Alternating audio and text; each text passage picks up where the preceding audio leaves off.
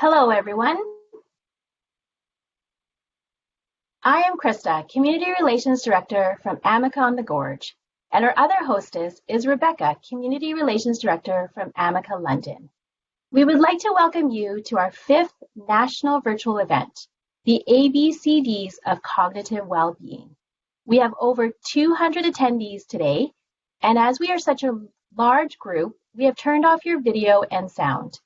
Please note, due to COVID-19, we have asked our speakers to present from the safety of their own home or office using their webcam.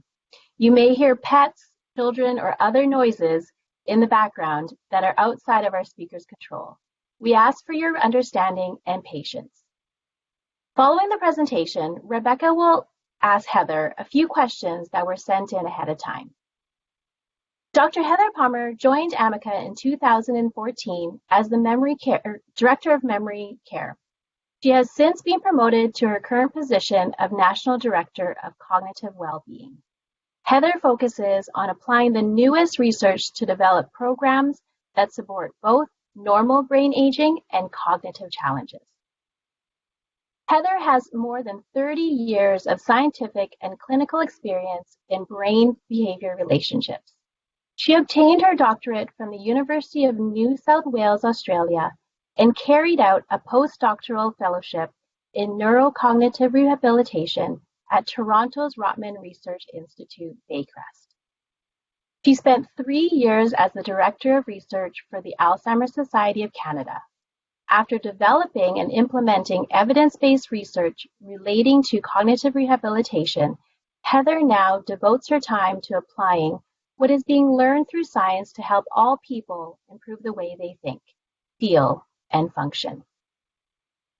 Since she has published in scientific journals and spoken internationally on the topics of cancer-related brain fog, dementia, cognitive rehabilitation, and seniors' brain health, Heather has been featured on television and radio as a leading expert in these fields. Heather has been inducted into the Havergal College Hall of Distinction for her work supporting the aging population.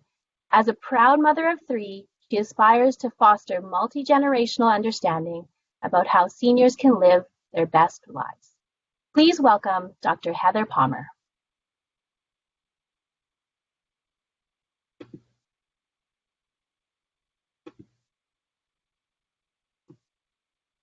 Hello. I was just making sure we could get the slides up. Thank you so much, Krista.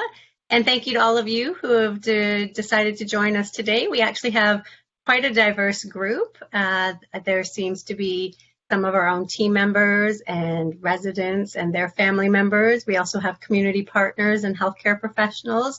And then, of course, we have many people living across the country, seniors and their families, who are simply interested in this topic of cognitive aging. It certainly is a hot topic. So my plan for today, given the diversity of the group that we have, is to break this talk into 2 parts. So the first part is really a collection of some of the questions that I tend to get most often. And what I've done is I've bucketed those questions into 3 themes. Questions around terminology. There seems to be lots of confusion or seeking of clarity around terminology. Questions around symptoms and what to be looking for and what to do. And then there also tends to be a fair number of questions around progression. So if somebody is experiencing cognitive decline for whatever reason, what might that look like and what can be done? But really, it's the second part of the talk that I'm most excited to share with you, because through that, I'm hoping that there are some specific solutions that you might take away and start working on right away, so that no matter where you may be in a cognitive journey, whether you're at the top of your game and fully intact, or if you're experiencing some changes, the reality is we do all have the power to improve how our brain functions. And so my goal is that there's some solutions and takeaways for everybody.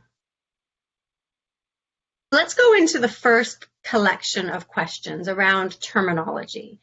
So quite often people will ask me, what is cognitive aging? It's not necessarily a term that's used quite as often as some of the other terms like dementia and Alzheimer's disease, and they all kind of get mixed in. And so I think there's a lot of confusion around that. I like to specifically define cognitive aging, and when I do define cognitive aging, I like to do it in parallel with physical aging. So when we're talking about cognitive aging, what we're talking about is a normal cognitive aging process. So just as we physically age as we get older, our organs, our muscles, various parts of our bodies get older and start to age, and we see the outcome of that, whether it's challenges with hearing or seeing or movement. The brain really is just another organ, so it too ages.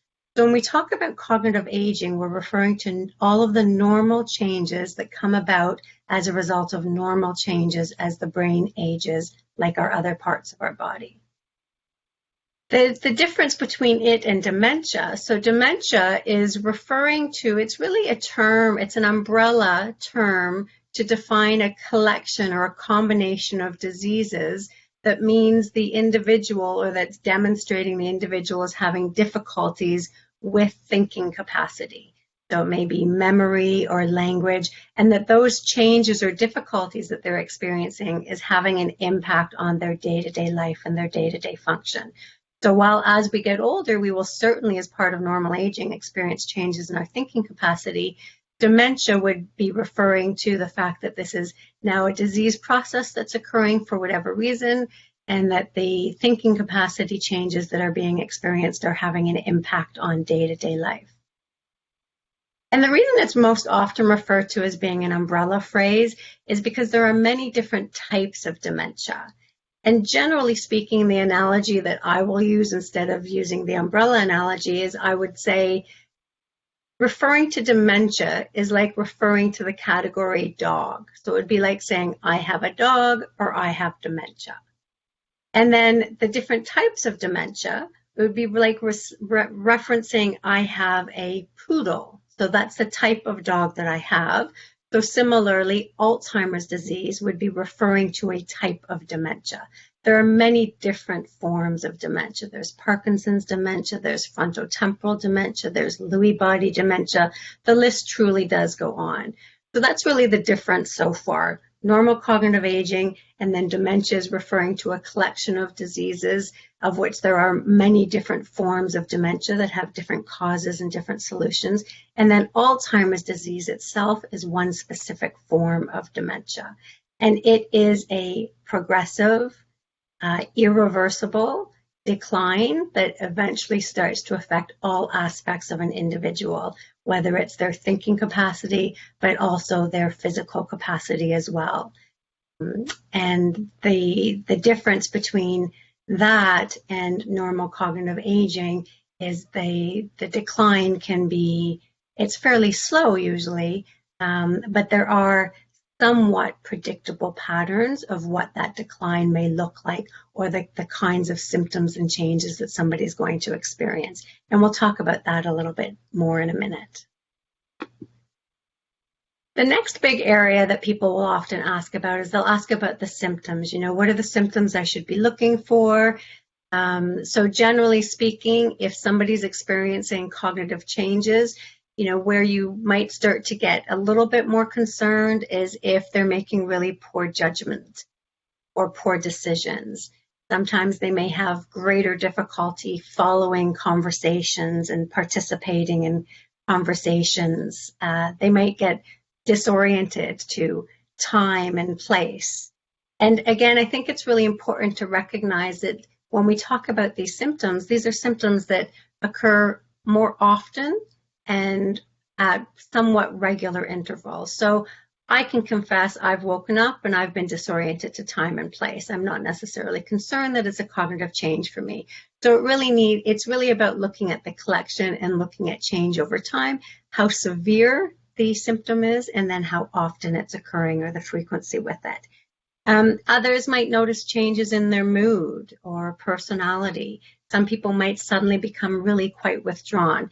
These for me would be a bunch of red flags of symptoms that I would certainly want to be exploring further. And I would certainly, one of my first thoughts for exploration would be to start comparing myself to my same age peers, you know, and start talking about some of these changes and see if other people are experiencing similar changes before I automatically assume that there's a disease process going on.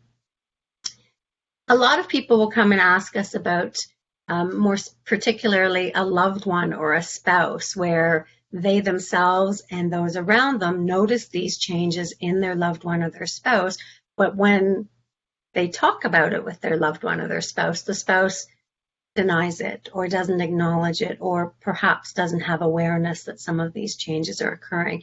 And that can certainly be a difficult conversation to have, because I don't think it's necessarily the case that that spouse is hiding the symptoms. I think it's more likely that they just don't actually see them because of a change in self-awareness. And that actually is really quite common, because the front area of the brain is one of the first areas of the brain to start change, and that does start to cause difficulties with self-awareness. So what do we do in that case? If you have a loved one that you're very close to, whether it's a parent or a sibling or a spouse, and you're quite concerned about the changes that they're noticing, but they don't seem to accept them. And I think it's really important to validate the experience. I would imagine if they are having cognitive challenges, they might not be, they recognize that things are going wrong or that they're having difficulties, and it's probably creating a feeling of being unsettled and unsure. They just might not be able to communicate it to the point of self-awareness to say, I think I have a problem, let's go and get it checked out. So that's where the disconnect might be.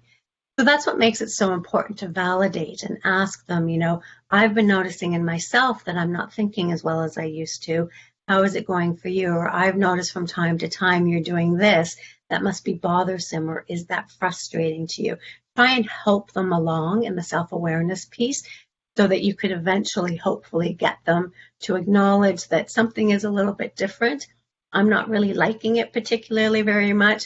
So you're right, let's go and see a doctor about it, because there's so much that can be done to help resolve whatever the cause may be, and to alleviate the fear and the feeling that automatically, just because there might be difficulties in thinking, it doesn't automatically mean it's Alzheimer's disease. In fact, most often it is not. It's something else that can actually be treated and taken care of. So those are the messages I would give to a loved one. And when you go for testing, who does that? Where do you go? So generally speaking, your first point of contact would be your primary healthcare professional, so your family doctor. It's always nice if it's a family doctor who has known you for quite some time, because they too might then notice when there's been some significant changes that may be of concern to them. But whether it is a family doctor that knows you or not, and whether they do or do not notice these particular changes, they would probably do some sort of mini test that would give them it's a screener, if you will, and it gives them a sense of, there's reason to be concerned, let's look into this a little bit further, or they're doing really, really well on that screener and there's no reason to be concerned, but they've come and spoken to me about this, so let's dig deeper to see what else there is going on. And if there was reason to be concerned, so if the red flags went up for your healthcare professional, what they would do is they would refer you on probably for some additional testing and try and dig a little bit deeper as to what may or may not be causing those changes. And then the other big question I often get in this particular theme is, what do we do next? And I have heard some really sad stories where somebody goes in and they're diagnosed, let's say, for example, with Alzheimer's disease, and they come out and they're actually no different to the person that went in. Only 15, 20 minutes, 30 minutes has passed. They're not suddenly a different person. But the impact of a diagnosis like that can make them feel like a different person. But I think that's what's really important to do. The next steps are to recognize that you really are the same person who went into that appointment before you had that information.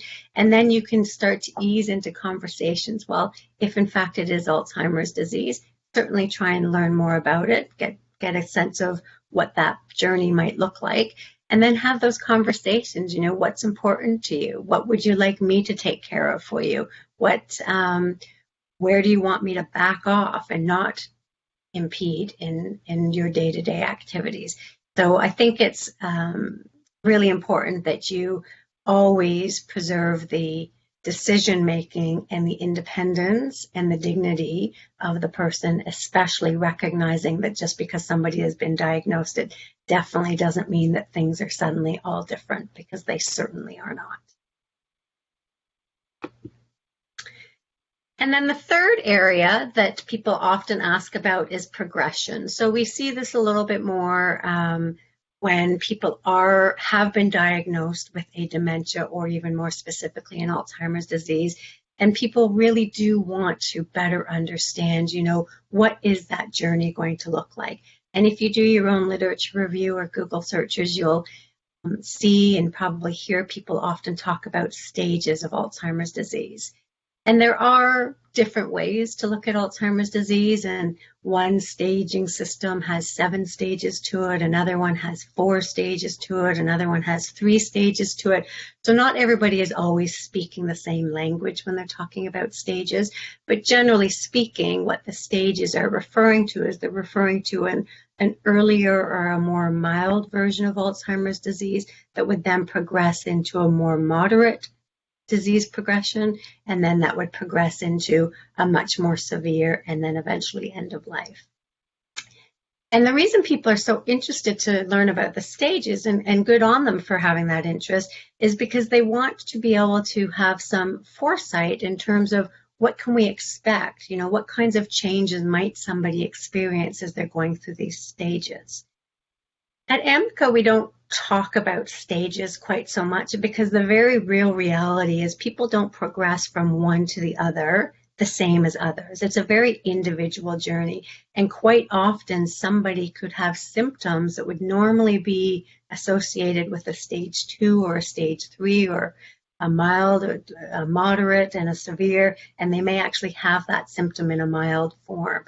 So what's more important really is to have that in the background, that these are some of the changes that the person might be experiencing, so you can organize and you can plan. But really at the forefront is doing the best you can to together understand what are the experiences you're having, what's particularly frustrating or problematic, and what can we do together to work on that. That probably would be my preference if I were to talk about stages. And what does decline look like? It is an individual process. Generally speaking, it will start for lots of people in terms of being more cognitive decline or difficulties doing familiar tasks. Eventually, that might evolve into having greater confusion and greater difficulties with memory, greater difficulties with communication, greater difficulties doing familiar tasks or personal tasks. And then eventually that will get to a point for many where communication becomes quite difficult. Either they're not understanding language, or they're having difficulty projecting their own language, communicating, and much more support from a care perspective. And everybody can help. So the good news is that there isn't nothing that you can do. In fact, there's everything that you can do. So whether you're the one experiencing some of these cognitive changes, or whether you're a person supporting somebody with cognitive changes, it's really important to recognize that you want to do what you can to help them in a way that's purposeful and meaningful to them. And that too is going to be different. Some people might want you to do a lot more for them. Some people might want to maintain their independence as much as possible and ask you not to do that. So it's really important to have these conversations, and at all times really include those that you're supporting in the conversations and in the decision-making process. In fact, at Amica, this is why we call our frontline supporters, we don't call them caregivers, we call them care partners, because really they are partners in the care of the people that they are serving. So let's get to the good stuff. Let's talk a little bit more about solutions. So when we look at solutions sort of in a diagrammatic, there's multiple approaches. So understanding it is important. So if you or somebody you know is experiencing cognitive changes for whatever reason, doing the best you can to understand what those cognitive changes is important. Certainly prevention is important. So if you're already experiencing some of those cognitive changes, what can you start putting in place now to prevent further decline, or at least manage further decline a little bit better? And most certainly goals, there are many goals around treatment. And this is where, generally speaking, treatment falls into 2 categories when we're referring to cognitive changes and dementias. pharmacological, so those would be medications, and cognitive rehabilitation. And it is important, and there is lots of value in terms of understanding what is the nature of the cognitive change, what is the possible diagnosis, so what form of dementia is it, if there is a dementia going on, because different forms of dementia will warrant different medications. So it's really valuable to, rather than hide it under the carpet and think that there's nothing that can be done and we'd rather shy away from it, it's much better to have those open conversations, meet with your doctor, find out what's going on, and be proactive, not only from a pharmacological perspective, but also from your own prevention perspective, and then also from a cognitive rehab perspective. And so it's the cognitive rehabilitation area that we're going to talk about today, because that's really where all of the tips, the strategies, and the techniques come into play.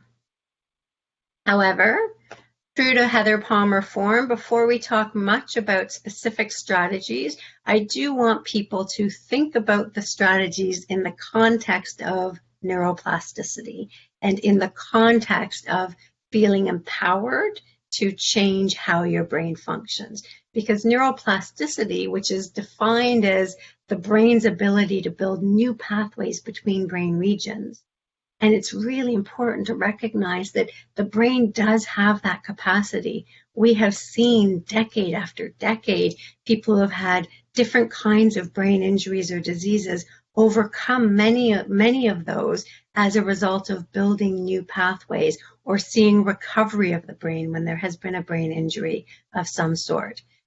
So for the purposes when we're thinking about strategies and when I share some strategies and techniques with you, what I'd really like you to do is I'd like you to think about your brain as being a whole series of superhighways where information is going back and forth at rapid speed. And for some reason, as a result of normal cognitive aging, dementia, or a disease process, these superhighways have become disrupted in some way. There may be cracks and potholes, and that's where you're having the occasional frustration of getting information from A to B. There might be significant roadblocks or damage that's occurred. And the goal is to, if you envision your brain that way, then really what the goal is, you're trying to figure out, what can I do? What tools do I have in my repertoire? Or what strategies and techniques can I implement that are going to help me to repair that roadway system that I have? And generally speaking, when we look into cognitive rehabilitation and we're looking at strategies and techniques, they generally fall into one of these three categories. So category one would be repairing existing pathways. So I love it when somebody says to me, Heather, I used to do that, but I can't do it anymore, because that tells me that they have a pathway. We just need to figure out what's not working about that pathway right now. So there's the ability to repair and build up existing pathways, and that's certainly much easier to do as it is with the roadway system than building from scratch. Building a new pathway or a new road from scratch is much more timely and costly. So ultimately, many techniques and strategies, and when we're working with people who are actually much further along in a dementia journey, a big part of it is identifying what did they used to do, what were their habits, what were their routines, what comes instinctively to them, and how can we draw upon that to help support them with whatever their needs are now. Category number two would be building new pathways. And so there are times where we need to learn something new, where we need to build new pathways. We do this through our entire lives. And so when there has been brain change for whatever reason, whether it's due to a brain injury or a brain disease, or even just normal aging, when there are areas of our brain that aren't working as well as used to, and if for whatever reason repairing the pathway isn't working, then you can build a new way of doing something. And this is not just for repair and recovery, but lots of people continue well into their 90s and beyond to build new pathways between brain regions when they learn something new. So if somebody chooses to pick up an instrument or learn a new way to do something, learning technology, I think under circumstances with COVID-19 and the virtual world, I think a lot of people have learned a lot of new strategies and ways to cope with our current circumstances. And as a result of that, if we had windows into their brain, I suspect we would see all kinds of neuronal growth and new pathways being developed. And then the third bucket that I would really like to focus your attention on, or at least raise with you, is if we stick with the highway analogy, the reality is in real highway systems, there is rush hour, there are roadblocks, there are accidents that occur that close down portions of the road temporarily. Our brains are pretty similar to that. Think of it from time to time. Think about when is your rush hour. Your brain will have a rush hour. That will be a time in the day where you typically feel much more sluggish, where you're much more tired, less inclined to do things, less motivated, more likely to procrastinate. Rush hour in your brain, for most people, is a fairly predictable and regularly occurring time period. So if you can figure out when that is, then what you can actually do is many people can compensate for what would have been cognitive mistakes or cognitive blunders by organizing their day around that slump time. So for example, for me, it's around 3 o'clock in the afternoon. So I know at around 3 o'clock in the afternoon, that is not the time I'm going to participate in. 3 o'clock, I'm in the East, in case you're wondering right now, for those of you who are in the West. So 3 o'clock for Eastern time for me, that's not the time that I would really willingly want to do a webinar when I want to be a little bit more sharp. It's certainly not the time I would be meeting with my accountant to do my taxes, etc. So the more we can organize and plan around visualizing the fact that our brain has a rush hour, then the more likely you'll probably see some immediate benefits in terms of functionality and decreased number of blunders. And then before we move to a particular model for how to improve or maximize your individual cognitive capacity, I really just want to do one more little plug for neuroplasticity. And this is actually a very old study. And I don't normally share old studies like this unless they really capture a message that I'm trying to deliver. And in this particular study, there were two groups of participants. There were a group of younger adults and older adults, and they were given the same memory task. The interesting part is that the individuals were put in what's called a functional magnetic resonance image machine, so an FMRI. So it's really just an MRI, but when they're in the machine, they're actually doing a task. So it could be a memory task, it could be a language task, it could be a mood task. And the researchers, it's a window of opportunity for the researchers to see where does the blood go to when the individual is doing that particular task. So it's a wonderful technology to get a little bit of insight in terms of a working brain when somebody's doing something. And then it's even more spectacular when you can compare people, as in this study. Let's compare younger adults to older adults. And when we give them the same task, let's see if they're using their brain differently, if blood flow is a little bit different.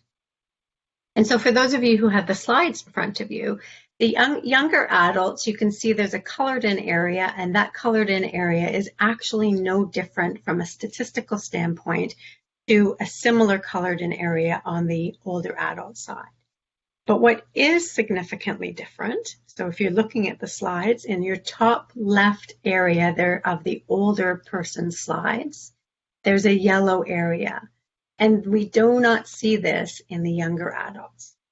So what this very old technology and old research is suggesting that over time, for whatever reason, even though the older adults did just as well as the younger adults on the task, they are using their brain differently to do so.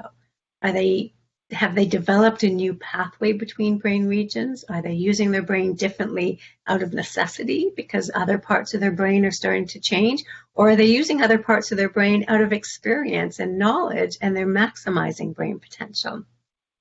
I don't know the answers to all of those, but what I do know is that research like this does give a lot more strength and gives me confidence that neuroplasticity is occurring in our brains even when we're not aware of it.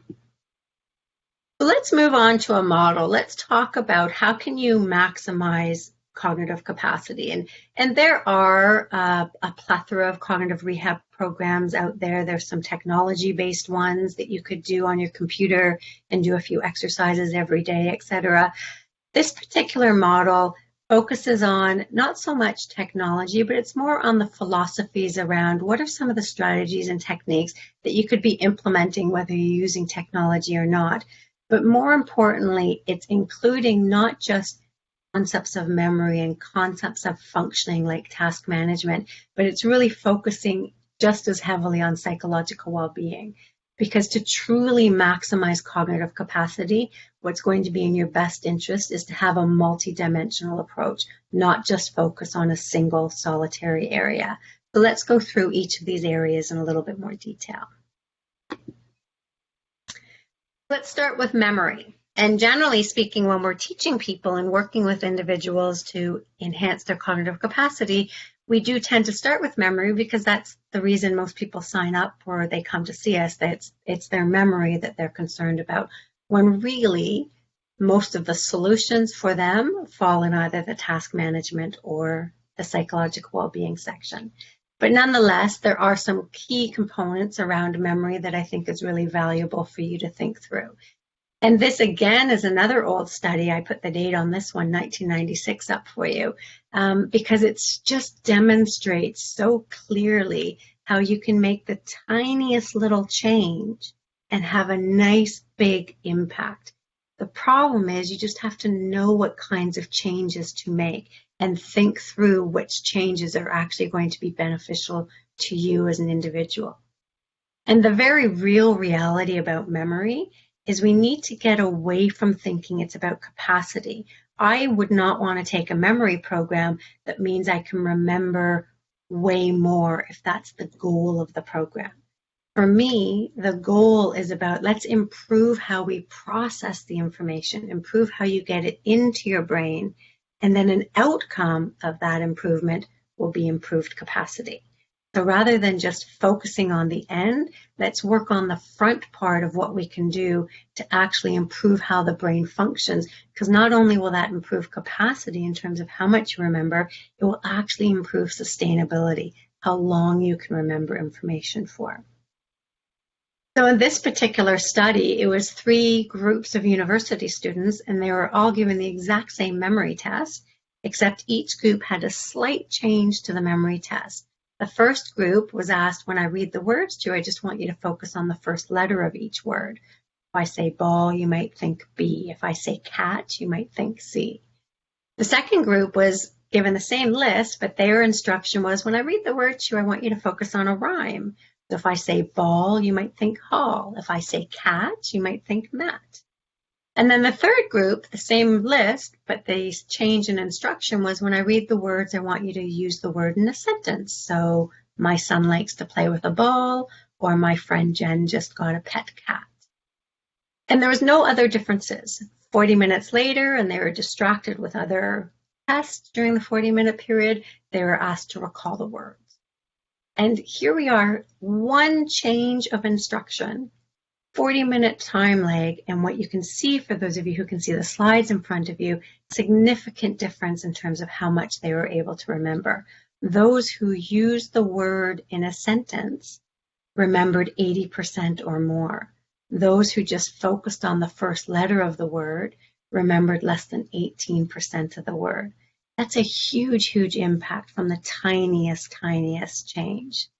So it really is about how can we recognize that there are things that we may be having trouble processing, and how can we improve the depth in which we process it so it's just there and it's available to us when we need it, and it's there for a very long time. That usually begs the question, how do I process information more deeply? You know, what are the tools? What are the strategies? What should I be doing? And the reality is you already have most of the tools. A lot of the work that I do is around coaching people to acknowledge the tools they have and maybe tweak them or bring them forward and use them again, as opposed to teaching completely new strategies. But nonetheless, generally speaking, when we think about memory, we tend to think about internal strategies and external strategies. As we get older, I can tell you that our internal strategy, so that's doing thinking inside your head and using different techniques and strategies like the ones that are on the screen, so story making and categorizing or motor movement. A lot of the way we operate in our younger years is we do a lot inside our head. And then you may have noticed for yourself that there tends to be a greater transition towards external strategies, writing things down a little bit more, having alarms go off as reminders, establishing routines and habits so that you always do remember to lock the door when you leave the house, etc. For me, it doesn't matter what your age is, and it really doesn't matter if you're experiencing cognitive changes or not.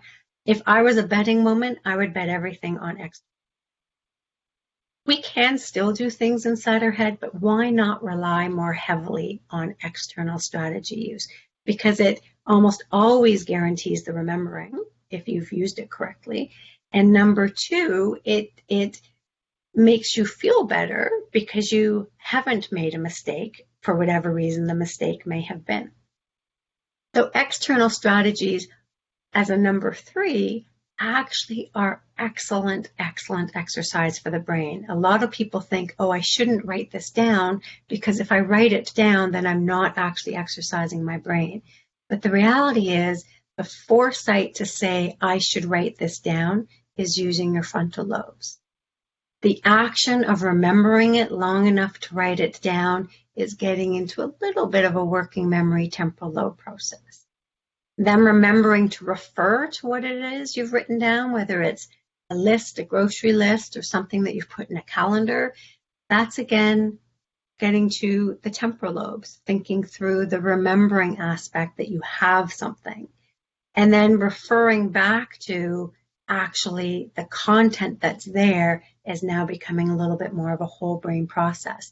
So the actual activity of using external strategies, for the most part, is a very sophisticated use of the brain. And what you're actually doing is you're nurturing pathways of between multiple brain regions. So I would strongly encourage the use of external strategies. And I'll run through some of those. So lists and notes and calendars. And I know many people in the audience right now are probably saying, I already use lists. I already have Post-it notes all over my mirrors. I already use my calendars. If they're not working for you, I would encourage you to go back and evaluate what's not working about them. As you change and as your brain changes, so will your systems need to be modified ever so slightly. It doesn't mean starting from scratch and coming up with a whole new system, but you might discover you actually need more detail to trigger what it is you're trying to remember. A younger person can maybe have one or two words, and that will trigger what they're trying to remember. As we get older, we probably need fuller sentences to really trigger what it is we're trying to do. So take time to reevaluate what some of your external strategies are and ask friends. Ask them, hey, you never seem to forget that. What do you do? How do you address that? And learn from each other, especially from the perspective of using alarms and phones and technology and apps. All of these can certainly help. And what they really do is they're taking off pressure from the brain. Just remember things internally, because there's peace of mind that it's covered. You've got your device or your strategy in place, and now you don't have to worry about it all the time, because when the time comes, the alarm will go off or the trigger will be made, and then you will act appropriately. Another one on there is external self-talk, and it's a very simple external strategy. Lots of people already use it where they have a tendency to talk out loud. It's a fantastic technique that has great success, and it has a really strong theoretical basis to it. So that's why I like it so much. So first and foremost, an external self-talk does need to be a clear verbalization. So it can't really be an under the breath, it needs to be a, I'm going upstairs to get my glasses. And the reason it's so effective and so theoretically sound is because the reality is the brain cannot, our brain tends to work in somewhat disorganized fashion. And we can jump from thought to thought fairly easily, sometimes intended, sometimes not intended. But when you talk out loud, you're forced to bring your attention to the conversation that you're having. It's very hard to speak, almost impossible, to speak one thing while thinking something completely different off topic. So what happens by talking out loud, you're forcing an organizational process on yourself and your brain. Secondly, we can think at pretty rapid speeds, and that's where we feel this fluttering of jumping around inside our head when we're thinking inside our head. It's much harder to speak at that same sort of speed. So when you talk out loud, what happens is you tend to force yourself to go at a slower speed. So in fact, what you're doing is you're processing information at a speed that your brain can more easily handle. So the very simple act of saying, I'm going upstairs to get my glasses, imposes an organizational process on the brain. It forces it to slow down a little bit more. And then as a result, there's an increased likelihood that when you get upstairs, instead of that, I have no idea what I came up here for, you may still have that fleeting moment of I'm not sure what I'm here for, but there's a greater likelihood because you processed it in a slightly deeper way by that very simple act of saying it out loud. Let's take a little bit of time and talk about task management. And task management can sound very, organized and scheduled, but it's really more a bigger concept around helping people recognizing that as we get older or as we experience cognitive changes, whether there's a disease or an injury process going on, there's a greater tendency to be very susceptible to distractions, susceptible to interference, quite often feeling much more overwhelmed by the complexities of life. So things that didn't seem so complex when we were younger or prior to the brain injury or disease or normal aging seem much more complex and overwhelming now. And so what task management really is about is a 4-step process that's helping to bring people's mind to the present as opposed to an absent-minded state. And it's helping them to manage both small and large daily tasks in a way that reduces the feelings of overwhelm. And because there's a monitoring phase to it, what happens where you're constantly bringing yourself back to the present, so you're much less likely to get distracted, or if you do get distracted, you're much more likely to get back on task pretty darn quickly. So I'll share with you what those 4 steps are. So they're really simple 4 steps. And lots of people have said, just the first 2 steps alone have really had a big change or had a big impact on their life. So I'll talk through each of these steps somewhat briefly. So the first step is the stopping step. So really what we need to do on a fairly regular basis is you just need to stop. Mid-movement, in between tasks, when you're going from A to B or working on one thing and then moving to work on the next, going from one TV show to the next, one chapter to the next, take advantage of these transitions to just stop, take a deep breath, and clear your mind of the clutter. Because what you're doing is you're pulling your mind back into a present-minded state. Because quite often when we do activities, especially over periods of longer periods of time, and especially if they're repetitive things, our mind will wander. And as a result, we will then miss something. We could miss something that's a danger to ourselves. We could miss the concept of time. So we're now late for something because we were in that absent-minded state. So the very simple act of just stop, take a deep breath, clear your mind, and then you would move into clarify. So now that your mind's in the present, you're going to ask yourself 1 or 2, maybe 3 super, super simple questions, such as, what am I doing? What was my plan? Where was I going? Or what was the priority? And just those 2 steps alone help to jolt people back. So often we've heard people saying, often when I'm driving my car, I take the exit that I didn't mean to take because my mind was wandering. I meant to go to the grocery store and instead I ended up at the bank. The very real reality is if there's the stop and the clarify before getting in the car, I'm off to the bank. And then during the driving, if you're listening to music or other, just that pausing of stop, let's clarify, where am I going? What am I doing? You're constantly bringing your mind back to that present state. And if for whatever reason, the answers to your question are a little bit more complicated, So what am I doing? And it's something that's big and it's something that's overwhelming. Well, everything is manageable. Everything that's overwhelming can be managed when it's broken down into a series of simple steps. So that's the time that you would take to say, you know what, this seems too big for me. I'm going to break it down into components that I can actually manage it or handle it, as opposed to what typically will happen when somebody feels overwhelmed by something. There's a greater likelihood to just not do it or to procrastinate on it.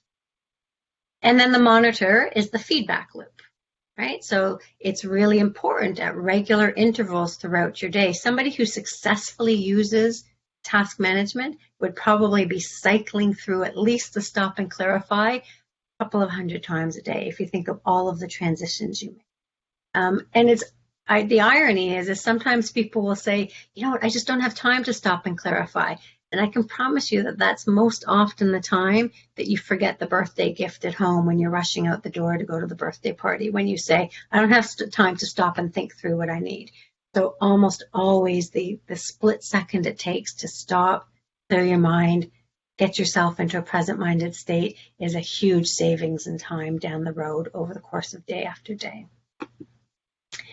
And then the final section before we get to the Q&A is on psychological well-being. And many cognitive programs don't tend to focus on cognitive well-being, but cognitive well-being refers to how somebody feels about themselves, others, and their environment around them. And it includes a whole host of constructs like happiness and self-efficacy, and the ones that are on the screen, feelings of control and confidence and level of engagement. And the reason psychological well-being is actually such an important part of any type of cognitive enhancement program is because we do know from research that how we feel about ourselves has a direct and immediate impact on how we think. And how we think has a direct and immediate impact on how we feel. So it's a correlation, a strong correlation. We just don't know which causes which. Am I thinking well because I feel good? Or do I feel good because I'm thinking well? So that's why it's important. You could work on memory and task management and have every technique and strategy at play. But if you're not feeling great about yourself and your circumstances, if you feel you don't have control or you've lost confidence or you're withdrawn and not engaged, then you're never really going to reach that maximum potential for yourself from a cognitive perspective. So it's really important to recognize that it's pretty much a fine line between spiraling in a good direction and spiraling in a negative direction. And while we could put all kinds of different psychological constructs in here, the ones I've chosen to demonstrate the point just really starts with feelings of control. So especially in this day and age right now with COVID-19, many people are probably feeling that they have lost control over certain aspects of their life.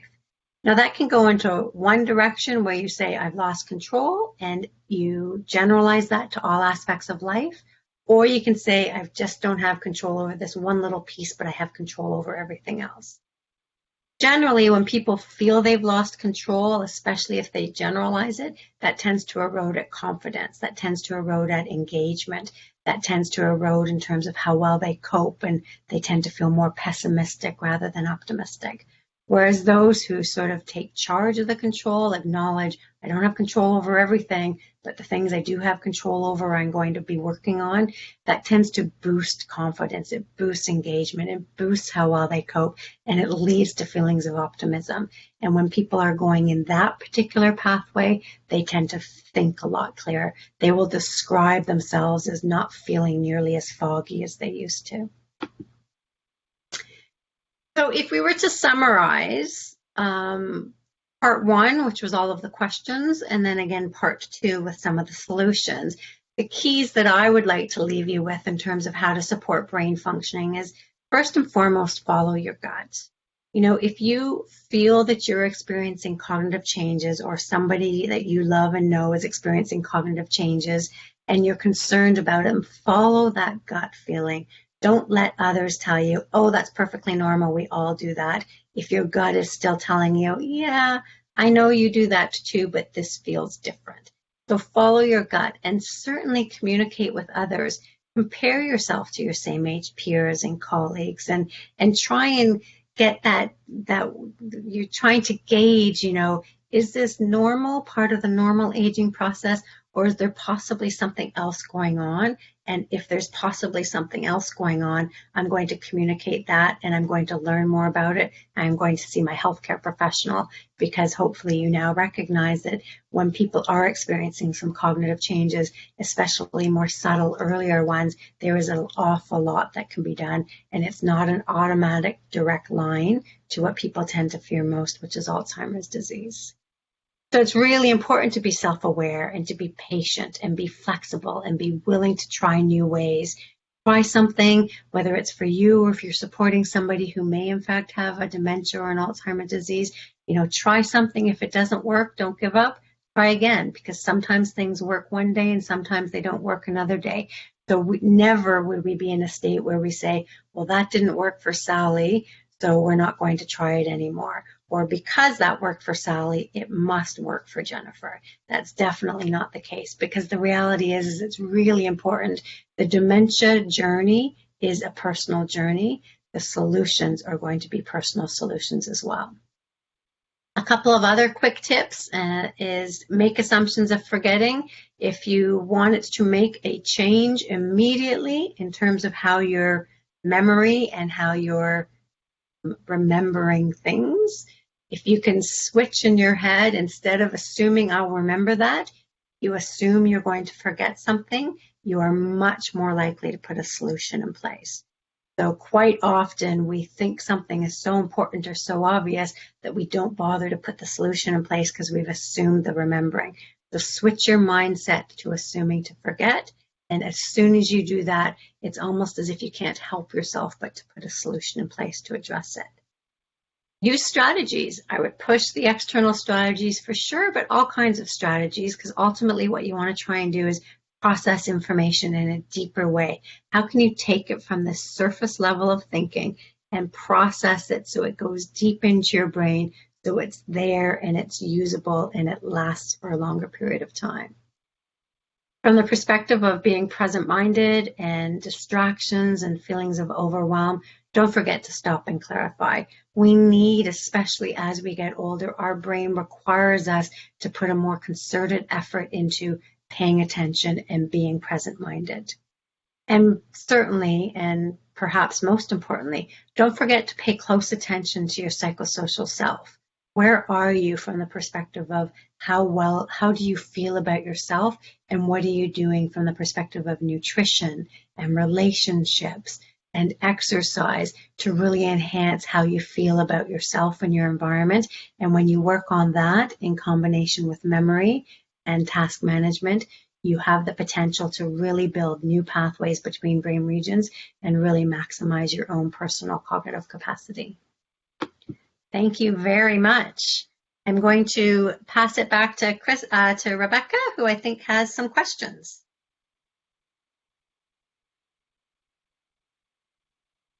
Well, thank you very, very much, Dr. Palmer. That was very insightful. We greatly appreciate your time, and I want to say thank you for sharing your vast knowledge on this disease that has touched so many families. We did receive a few questions from our guests in advance, so let's take a few moments to address those now. Bob from Kitchener asks, when it comes to cognitive exercises, people often talk about doing crossword puzzles, Sudoku, computer programs like Lumosity.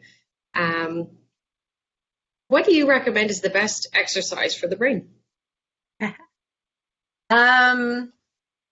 Gosh, that's an easy and a tough question. So it's a tough question because there is, I think, being intellectually stimulated and intellectually curious is great, but I think that definitely looks different from person to person.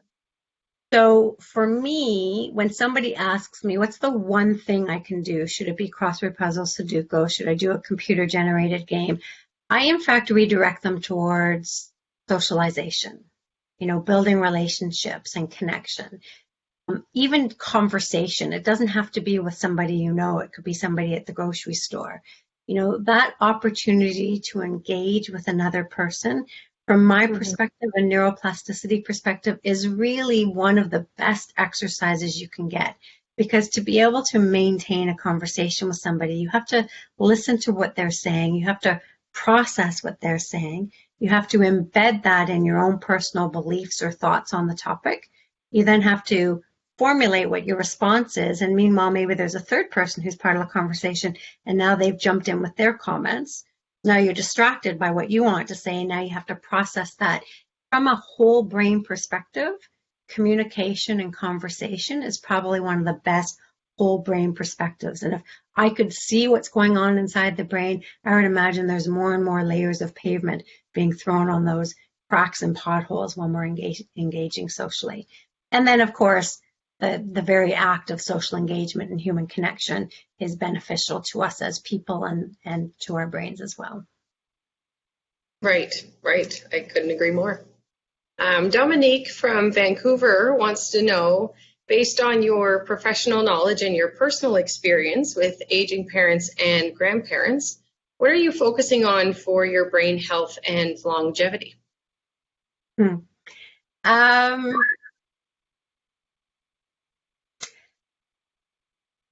There's several areas that I think that I'm personally working on that I think are important. I've mentioned sort of the intellectual curiosity and maintaining engagement in intellectual endeavors is very important, and I hope that that's keeping me sharp and learning technologies and theories and approaches that I'm not familiar with, rather than just settling in on the stuff that I do know. That's certainly a big one for me. I already mentioned relationships. I mean, the research that's coming out about the value and the importance of relationships for good health and longevity is astounding. And so that's a big part for me. Doing things that are purposeful and meaningful. So that philanthropic side of myself, feeling good about what I'm doing for others. That too is important, not to me as a person necessarily, but because I do think that really contributes greatly to brain health and brain growth. And then exercise and nutrition. I will say I've left those to the end because there's lots of room for improvement in those areas for me. But no matter which population I work with, and I work with cancer survivors and people who've had strokes, etc., time and time again, exercise and nutrition are really coming out as being the game changers for helping people with long-term health. Well, you just made me feel a lot better about biking to work today, so thank you. Our last question today, Rebecca. Last question here is from Sharon in Calgary, and she shares a personal story along with a question. My mom is unable to speak, and it is hard for me to know what she understands when I'm talking to her. How can I continue to support her and also maintain a meaningful relationship? It's not that it's a hard question, but it's certainly a hard situation to be in. And I think that we tend to be so dependent on what we expect an interaction to look like. And when that changes because of cognitive challenges, so let's say mom is no longer able to communicate, or let's say instead she's not able to really understand what we're saying, unfortunately, some people will then take the philosophy, well, then what's the point, or why bother? But there's every reason to see the point. There are so many other ways to communicate, and it's really important to sort of express that communication through touch, through just sitting with them, through looking through photo albums, by doing the one who's doing a lot of the active talking, whether they're responding to it or not. It doesn't mean that they're not hearing, and it doesn't mean that value of that relationship can't be executed by other means that are just as, maybe even more important, especially as communication becomes more challenging. So don't give up and keep trying different things, absolutely. Thank you so much. We had some really great questions in the live chat throughout the presentation. I think in the essence of time, it might be best if we can respond to the individuals after the seminar here on a one-to-one basis, because there were some really great questions. But again, in the essence of time, I think we'll send it back over to Krista.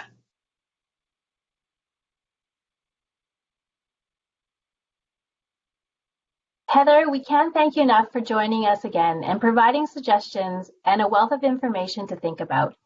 If any of our attendees has further questions or need assistance, please contact your AMICA representative. We will help try to guide you to resources that help. We thank everyone who joined us, encourage you to learn more about our upcoming virtual events by contacting your AMICA representative or visiting our website at amica.ca. Our next national virtual event will be on Thursday, July the 2nd, Overcoming Adversity and Change with Jesse Lumsden and Andrea Prasad. AMICA is producing a segment featuring positivity and creativity from across our wonderful residences. It is called The Bright Spot, and I'm happy to share a bright spot with you now for our goodbye today. Stay home, stay safe, and stay connected.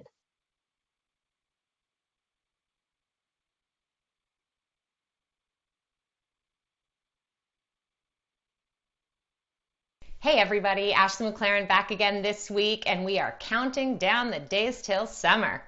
This week we've got tie-dye keeping us groovy, very special wedding anniversaries, real and virtual happy hours, and ducklings. That's right, I said it, little tiny baby ducks. You can catch it all right here on The Bright Spot.